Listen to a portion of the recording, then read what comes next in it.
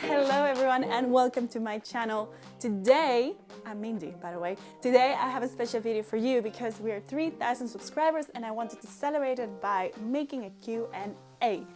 I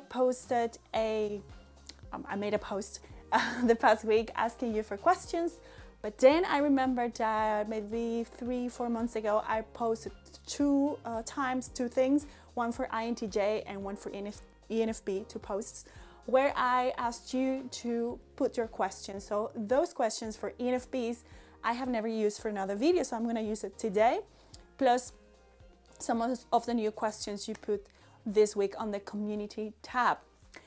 But okay, you need to know what happens. This is the second or third time I attempt to record this video.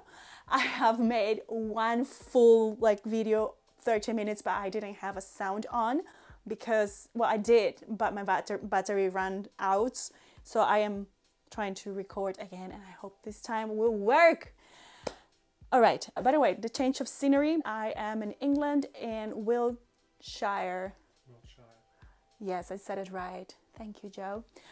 Wiltshire area. I'm spending the Christmas holidays with my British family.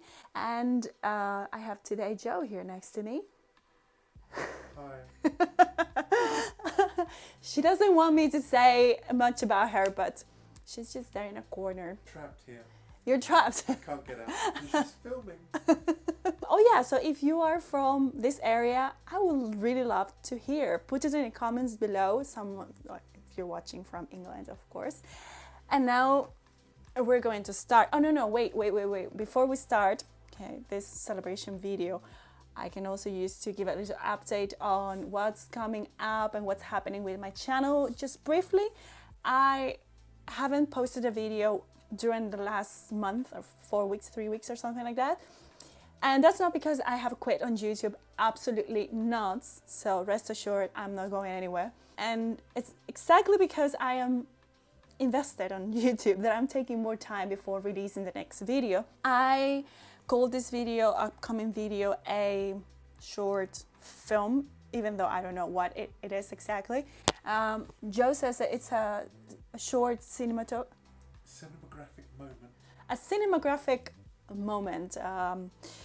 Maybe that's the right word, but you will see soon. But I am taking more time on, filming was already some time consuming, and editing. But also it's like I'm telling a story, and yeah, I'm excited. I will be releasing it soon. I said to you that I was not going to be making videos about Myers-Briggs, but this is also important news that I need to share with you. Even though I'm not making the Myers-Briggs content currently, and I have a video, if you scroll through my last videos of the past couple of months, you will see a video about my channel changes and stuff. So even though that is true that I have changed my content and I'm doing different stuff, I still have every day comments on my videos, my ENFPs and INTJ videos, and that shows me that you have a lot of interest on this subject, which makes me also feel somehow that I want to keep giving you value through my channel. And so even though I am producing a different type of content that I can say is more storytelling and lifestyle, I do not want to forget you altogether. That's the reason why I have come up together with another person to create something for you. So you will be seeing in the upcoming weeks that I will be, first of all, posting some polls so you can help me out gathering more information so I know how can I help you better. I will start off with ENFPs, and in the future, I think I will be also creating stuff for INTJs. So I will be gathering information, and in the end, I will be producing something for you to help ENFPs in their development. So stay tuned. You will be still nourishing from my content and my work. So yeah, that was a small, long actually, introduction. So now we go directly to the questions. How can we ENFPs make ourselves more motivated and consistent? And how can we manage to get stuff done, even stuff we don't necessarily find interesting but have to do nevertheless. And I have already responded to this question. I have said that I have made a video on this very subject. How to finish projects as an ENFP. I know as an ENFP myself how hard it is to stay committed and focused. We tend to move from one thing to the other because we find something else that cuts our attention or that seems to be more important or that we love more, and then we abandon things. Some of you have asked me. I'm gonna quote that video and other videos I made reference about. We'll put them in the description below. I have a full 8 or 10 minutes video where you will be able to get exactly what you need. So I'm gonna go to the next question. Why are we ENFPs so childish compared to the other personalities? Could you please explain it in terms of the cognitive functions? Love your videos. Thank you very much. It's David Machete. I really like that last name. I don't think that's a real last name. If you're around, David, let me know if this is your real last name. What do you, Joe, do you think this is the real last name? I think it's so unusual, it's got to be a real last name. Machete. Okay, maybe it's a real last name. I'm sorry if I'm laughing about it. Well, why are ENFPs childish? I don't know what you mean by childish, first of all. I mean, you mean like they have the childlike spirit to themselves even when they're a bit older. That I would agree on, but if you say they're childish completely, I really don't know if you're really calling them childish. But anyway, so the childlike spirit to ENFPs, I would attribute to their extroverted intuition. Definitely, because it's like it's this cognitive function that is very curious and explorative and wants to dive in like more possibilities and explore more and more. And if you mix that with introverted feeling, which is the function of the ENFP that would push them towards being true to themselves. If you mix these two, it's like, okay, I feel this raw emotion, I feel this childlike, whatever, excitement or sadness. And because you as an ENFP, you are capable of embracing that which you're feeling, you're not ashamed of showing it to the world. Unlike maybe someone who is an FE dominant or secondary function, they would maybe be more prone to thinking, okay, what is people going to think about me? You know, like even now I am talking about all of this and Joe is next to me. And it's not that I don't care, but you know, this is just me, right? Be me, what can I do? You know, so I think this is the reason why. And I have a video where I talk about the introverted feeling for the ENFP. That video, I will quote it also below. I think it's an important video because even though you say ENFPs can use introverted feeling the way I am expressing right now, it's not something that they can exercise fully all the time. And I think later on in life, maybe after 30, I have experienced that myself, you start feeling like, okay, am I really doing what I want to do? Not only what my extroverted intuition and this, you know, kind of FOMO-ish thing is telling me to do. So watch the video if you're interested in knowing more about how introverted feeling works for the ENFP. All right, so the next question, someone says, can you make a how to deal with detailed monotonous work as an ENFP? This person is a high school student and I'm very active in class. I ask critical questions, she says, and give opinions that usually impress the teachers. I love it, but school measures students by, in my view, tons of boring assignments that focuses more on detail. Even if I master the topic, I often procrastinate and turn it 2 minutes until months later. Once I work on 4 months worth of assignment, once I worked on 4 months worth of assignment in 7 days with good quality. I ask myself, why should I work on this boring work for 4 months if I can do the same in just days? But do you need to work on these assignments in 4 months? Are you not being too harsh on yourself? Because I think this is one problem of the ENFP. Sometimes maybe it's just human nature, we compare ourselves to the rest And because the school system says this is what you are expected to do, you know, this is the system, right? And it's made of in a way that you're going to do things in a more prolonged way. So you're not going to do everything in 4 or 7 days, but in 4 months, right? But what if there's just a system, a fixed system that doesn't particularly work that well for you? And if you can accomplish what you need to accomplish, if you can do still like get to the grades you want to get, and be the student you want to be, and have the academic success you want to have, what do you need to do this in 4 months? Yeah, I mean, I would be worried, and I would try to change that if that would be affecting my, I don't know, it's itchy. If that would be affecting my overall performance, or it would be affecting my future. So I think as an ENFP, it's more like, I think sometimes you could adapt or shape yourself and make yourself work in a more, you can call it, as they call it, sustainable way, although I don't believe that that's the case here, but let's say more prolonged way. You can do that, but maybe the question is, do you need to? I mean, do that if you're going to get maybe a test or a checkups by the teacher every month or something. But if not, and if you can still learn and you can still, you know, accomplish and present your work within the time that you need to, then why would you change that? Indeed. Yeah, right? Absolutely. What do you think? I think you've got to pace yourself, but you can do more in a shorter time and still do good quality work. Yeah, says an ENFJ. You ready? Not yet.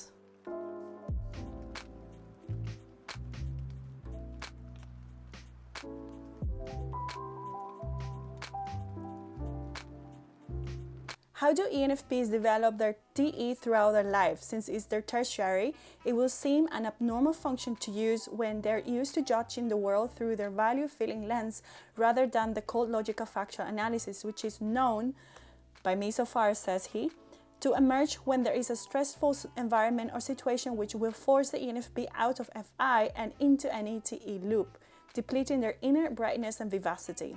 The question is, how can they bring that function up without potentially lurking into depression?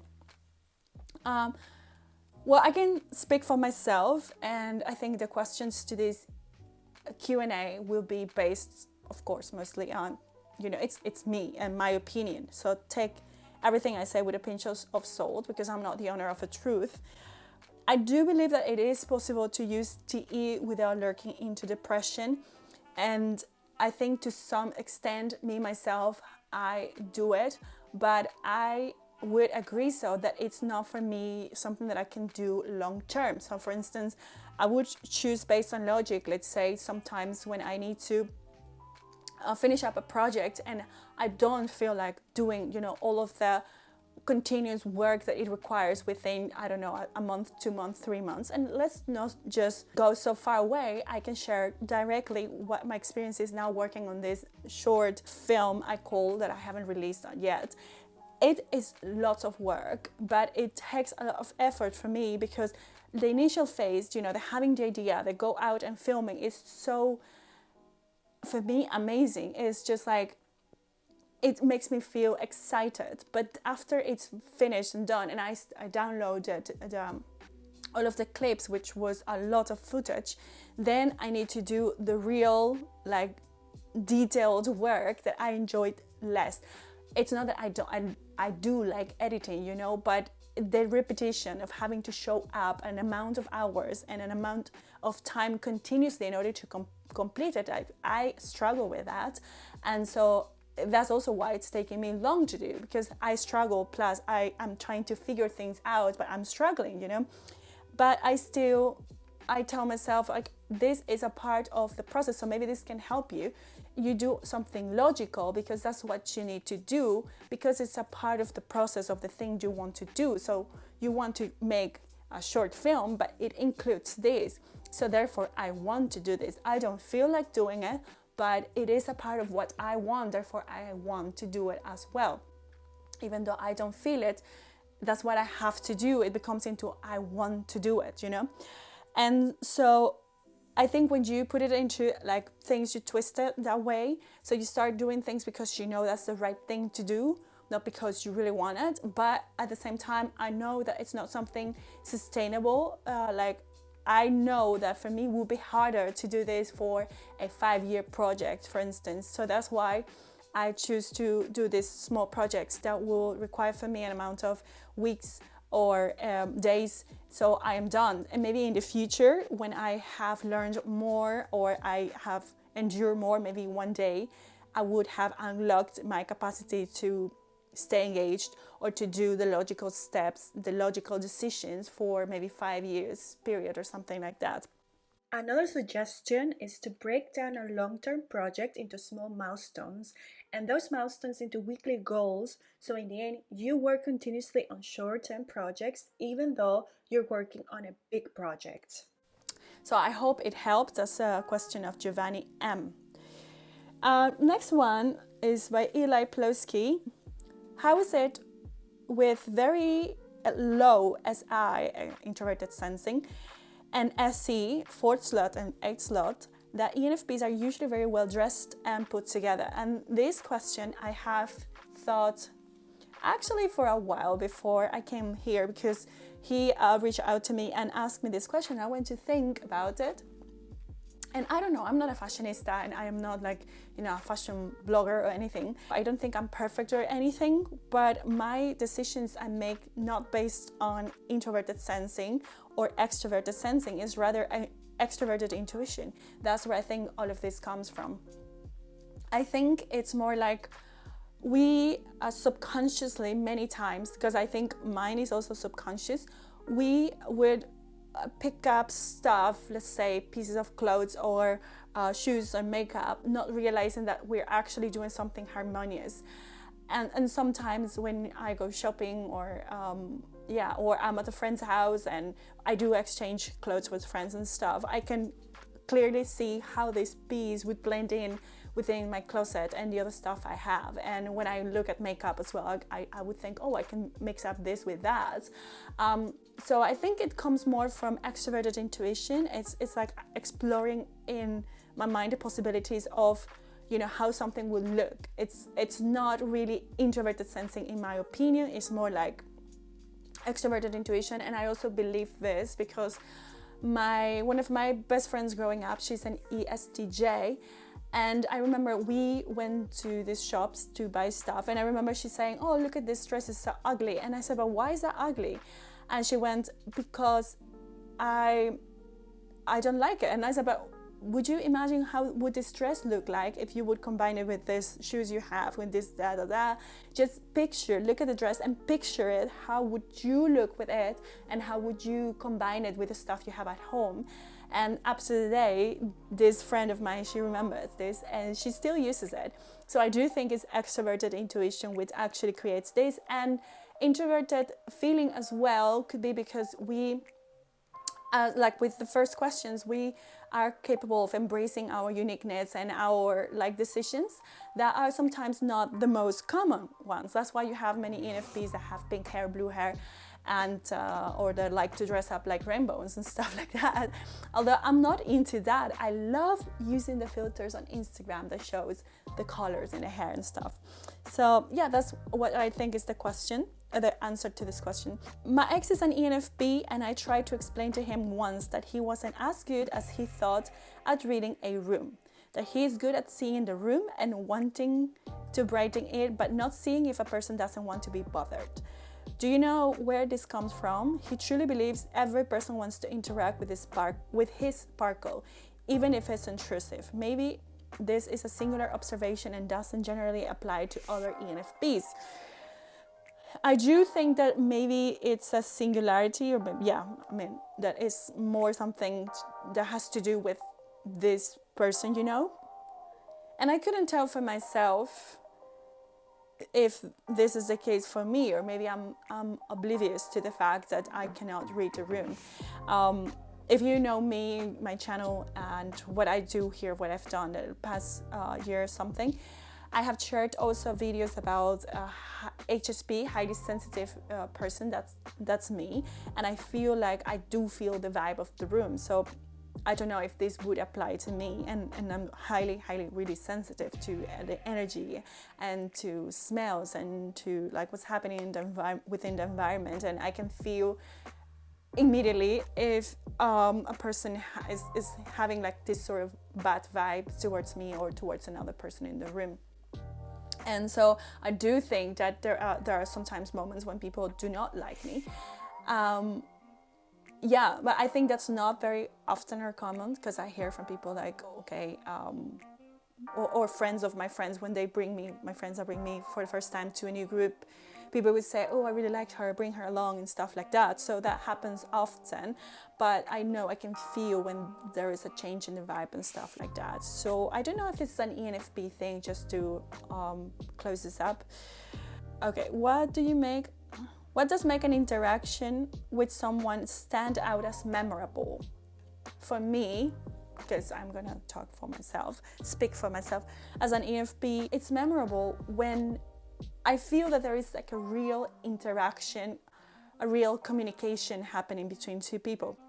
I don't need to talk about dramatic stuff or super deep conversations about their private lives. It's not like that. But I like to feel like they are being honest and real, even if honesty means in this case scenario that they're sharing with me something that they learned recently, or if they are sharing their honest opinion about a subject, if they're capable of being vulnerable about, when you ask something, do you like this or that, if they can say yes or no, if it's real, and this is something that I don't know if you all ENFPs can feel, but I can feel, and for me that's important when I feel that there is like an honest interaction or exchange of even energy with a person. Yeah, so that's what for me stands out. But I would like to know what makes an interaction with someone stand out as memorable. Please put it in the comments below. I'm curious to hear your experience as well. Next person says, I'm an INTJ, but I don't think ENFPs are the perfect pair for us because they can't understand us. They can't see our depth. Well, my dear Sina Marseille Shabani, I think this is really personal, and I have a video where I talk about the best matches for the ENFP. If you haven't seen it, go to my video below. There are like the links below. You can watch it, and you will see that there are different scenarios and different type of personalities that would be suitable for an ENFP, and the same happens for an INTJ. But there is not a fixed formula, and I say this on and on. Maybe you think an ENFP is a bad match, someone else thinks that they are the best, and it also will depend on where they are in life. If they're very like immature or very, I don't know, unexperienced, maybe you would sense this kind of thing. And sometimes it doesn't have to do anything with age. Sometimes someone can be very immature at age 45 and then someone who's 25. There are too many factors that are important before you can say this is a good match or this is a bad match. And I would say, I would recommend look at the person.